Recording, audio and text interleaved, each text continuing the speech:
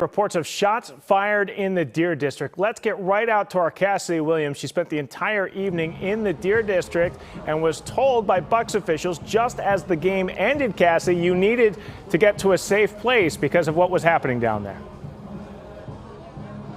Yeah, that was still pretty early on when they weren't sure what was happening. Told us to get to a safe place. We were right by the big screen, kind of by the VIP section. A different one of our photographers who just was on his night off down here in the Deer District was on Old Ward 3rd and took some videos. We want to show you these, showing some of the chaos and the immediate aftermath. It looked like police may have taken a couple people into custody. You could see just hundreds of people running down, and that was kind of on Highland, but we also saw people running outside of Fire Reserve as just with big crowds. When one person starts running, crowds start running. We are still waiting to hear from police. I've also emailed the Bucks to see if they have a statement about all of this that happened. There is still a crime scene here on Highland. This video just giving a glimpse of what happened, just one perspective.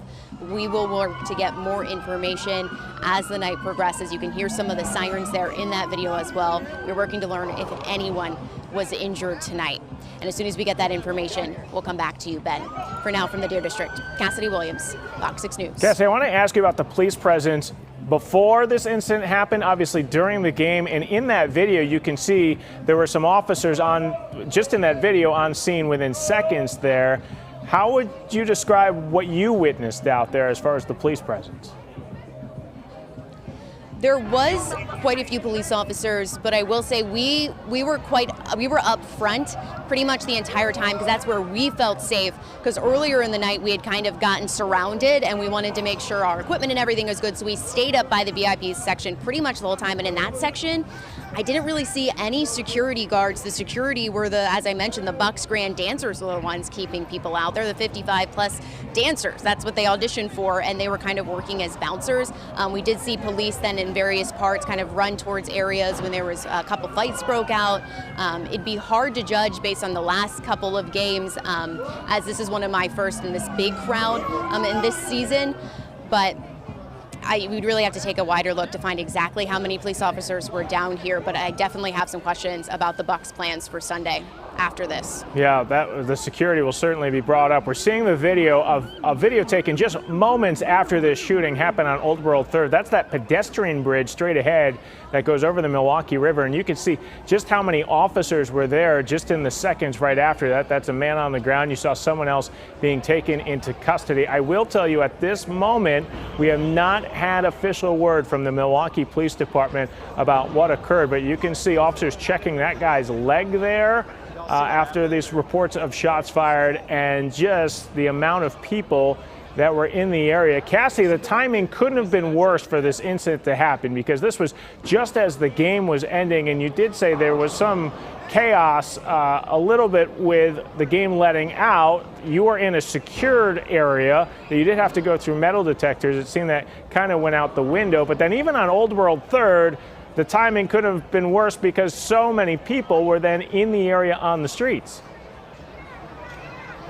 Yeah, that's right, because right as the game ended, you have 16,000 people inside of Pfizer flooding out. And I talked to some people that were inside, and they said as soon as they walked out the doors, like they all of a sudden saw people crouching down and they didn't know what was happening. They didn't hear anything because it had happened on Old Ward 3rd. But I think just the rumors of things trickling, we saw people kind of running in the area of Deer District. We watched our GoPro video that was mounted up a little bit higher, and we could see some of the running, some of the police officers also running to kind of try to see exactly what was going on. The difficulties, Cassie, and I know you and I have both been on many crime scenes. This one is incredibly difficult for officers because they're trying to preserve evidence.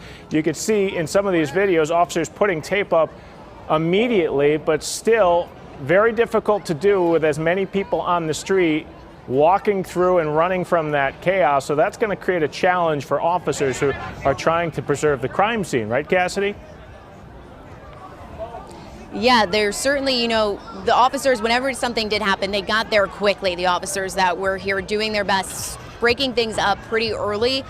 Just the amount of people down here, I think there was definitely more than 11,000, which was the capacity by the end of the game. But yeah, that's one of the challenges, is to make sure that scene's secure. You can almost see them kind of pushing our photographer away at one point because he was just in street clothes down there on his day off, just trying to figure out what was going on. We're glad you're okay. We'll keep you on top of this. Continue to follow this breaking news. And for those who are just joining us, reports of shots fired just as the Milwaukee Bucks game got out, and we're still waiting for official word from the Milwaukee Police Department. Cassie, thank you.